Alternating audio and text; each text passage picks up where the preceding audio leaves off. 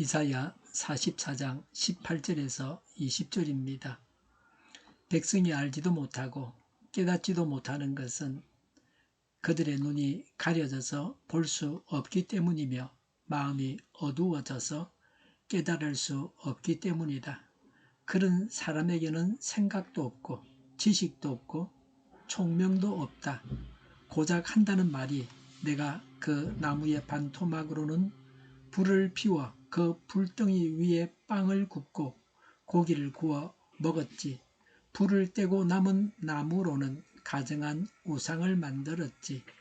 이제 나는 그 나무 토막 앞에 절한다 하는구나.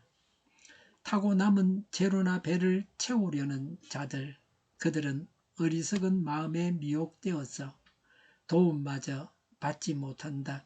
손에 쥐고 있는 우상이 참 신이 아니라는 것을 받아들이려 하지 않는다. 아멘. 이 말씀은 우상을 섬기는 자들의 어리석음을 경고하고 있습니다. 하나님은 이스라엘 백성에게 진정한 믿음의 중요성을 일깨워 주십니다. 이 말씀을 통해 우리가 하나님과의 관계를 더욱 깊이 있게 돌아보는 시간이 되기를 소망합니다. 우상 숭배에 대해서 좀 더 심화해서 말씀하십니다. 우상 숭배는 많은 사람들이 범하는 중대한 죄입니다. 성경에서 말하는 대로 유대인들이나 그 주위에 살고 있는 민족들이 우상 숭배했습니다. 우리나라 사람들도 우상 숭배를 잘합니다. 물 한 그릇만 떠다 놓고 빌기도 하고 그럽니다. 누구한테 비는지도 모르고 빕니다. 일본 사람들이나 중국 사람들도 마찬가지입니다. 모든 나라의 대부분의 사람들이 우상 숭배의 죄를 범하고 있습니다. 성경은 우상 숭배를 중대하게 다룹니다. 성경 곳곳에서 우상 숭배에 대해서 말씀하고 있습니다. 오늘 본문도 우상 숭배에 대해서 말씀하고 있습니다. 사람이 어리석게 우상 숭배합니다. 그래서 18절에 백성이 알지도 못하고 깨닫지도 못하는 것은 이라고 했습니다. 사람들이 어리석게 우상 숭배하는 이유는 18절에 그들의 눈이 가려져서 볼 수 없기 때문이며 마음이 어두워져서 깨달을 수 없기 때문이다 라고 했습니다. 그들은 스스로를 속입니다. 자신이 만든 나무 조각을 신으로 여기고 있습니다. 보지 못하고 듣지 못하는 어리석은 자들입니다. 눈에 보이는 우상의 형상에 미혹되어 우상이 허망한 것임을 보지도 못하고 깨닫지도 못합니다. 영적 무감각과 무지에 빠져 있습니다. 이런 모습은 오늘날 우리의 신앙생활에서도 발견됩니다. 우리는 종종 눈에 보이는 것에 집착합니다. 물질적인 것에 의존하며 살아갑니다. 사실은 정교하게 우상을 만드는 것은 인간의 지혜와 기술력입니다. 인간 지혜의 근원은 하나님이십니다. 이런 사실을 알지 못합니다. 인간은 타락하고 유한하여 육체적인 감각에만 의존합니다. 성도는 자신의 생각과 판단을 의지해서는 안 됩니다. 오직 성령님의 능력을 힘입고 하나님의 조명을 받아야 합니다. 사람이 눈이 밝아야 합니다. 마음이 밝아야 합니다. 내일을 볼 수 있는 눈이 밝아야 합니다. 눈이 가려져서 보지 못하고 마음이 어두워서 깨닫지 못하는 자가 불쌍한 사람입니다. 이들이 영적으로 가난한 자들입니다. 우리는 육신이 먹고 입을 것이 있고 신령한 것을 보고 마음이 밝아서 깨달을 수 있다면 하나님께 감사해야 합니다. 이것이 얼마나 대단한 복입니까? 하나님은 우리에게 진정한 믿음이 무엇인지를 가르쳐 주십니다. 오직 하나님만이 참된 구원자요 우리의 삶을 인도하시는 분임을 잊지 말아야 합니다.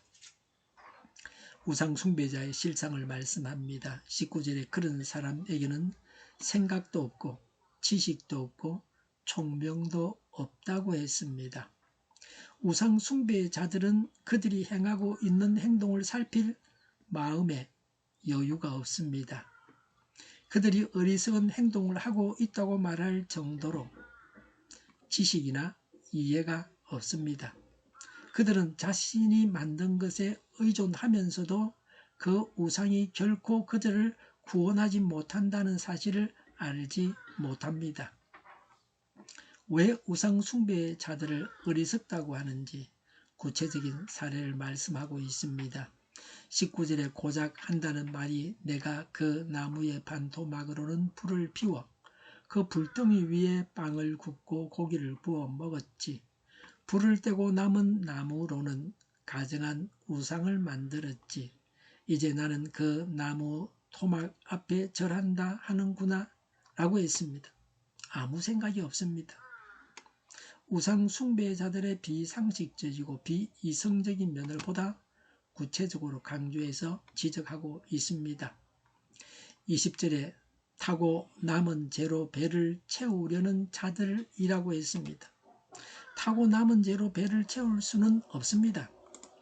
우상숭배가 이렇게 헛된 일입니다. 재는 우상숭배의 무익함을 상징적으로 표현한 것입니다. 불에 타고 남은 쓰레기인 재는 어디에도 사용할 수 없는 무가치하고 험악한 것입니다. 우상도 재와 같습니다. 우상을 섬기는 자들은 계속 채워지지 않는 영혼의 갈증을 느끼면서도 스스로 미혹되어 있어서 자신의 어리석음을 깨닫지 못하고 끝내는 파멸에 이르게 됩니다. 어거스틴은 마음이 똑바로 향해 있으면 행동도 또한 바르게 된다고 했습니다. 20절에 그들은 어리석은 마음에 미혹되어서 도움마저 받지 못한다고 했습니다. 인간의 본성을 잘 표현하고 있습니다. 사람은 자기가 좋아하는 것에 잘 미혹되는 존재입니다. 사람이 자신이 좋아하는 것에 빠져 있을 때 그것이 참인지 거짓인지 하는 것은 그리 중요한 문제가 아닙니다. 우상 숭배자들은 참과 거짓을 구별하지 못합니다. 그들이 미혹의 영에 빠져 영적으로 무감각해져 있기 때문입니다. 이들을 도와주려고 해도 도와줄 자가 없습니다. 20절에 손에 쥐고 있는 우상이 참신이 아니라는 것을 받아들이려 하지 않는다고 했습니다. 막무가내입니다. 설득이 불가합니다. 이들은 엄밀히 말해서 우상의 힘에 사로잡힌 것이 아닙니다. 자신들의 잘못된 행위를 끝까지 인정치 않으려는 완악한 재성에 사로잡혀 있습니다.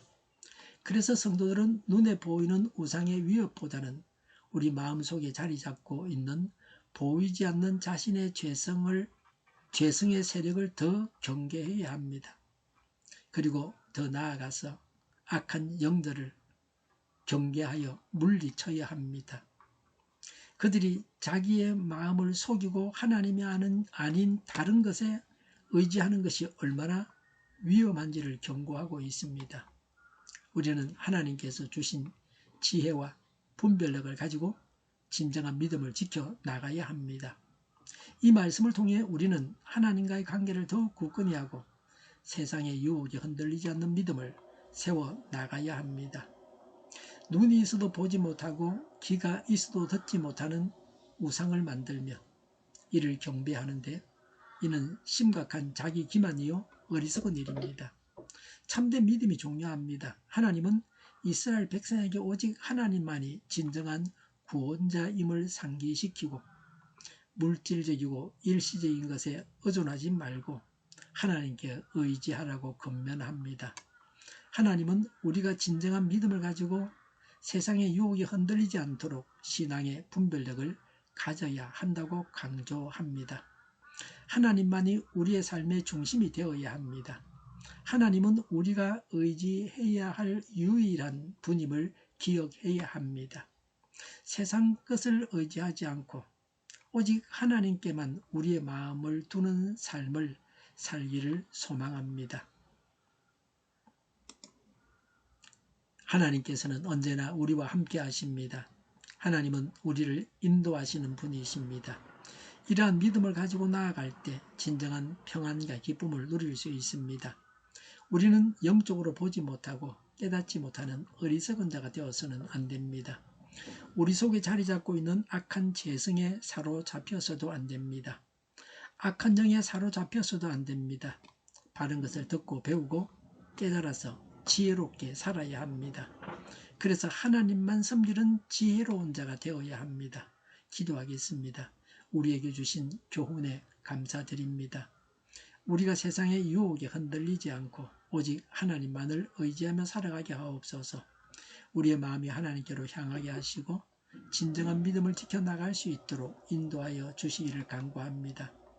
우리의 삶 속에서 하나님을 높이며 하나님의 뜻을 이루어 나가는 자들이 되게 하옵소서. 우상을 숭배하는 어리석음에서 벗어나게 하옵소서. 하나님만 섬기게 하옵소서. 온 세상에 교회 탄압법이 없어지게 하여 주시옵소서. 저희를 불쌍히 여겨 주옵소서. 저희를 악에서 구하옵소서.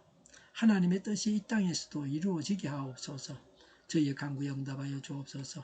기도하기를 쉬지 않게 하옵소서. 저희의 필요를 채워 주시옵소서.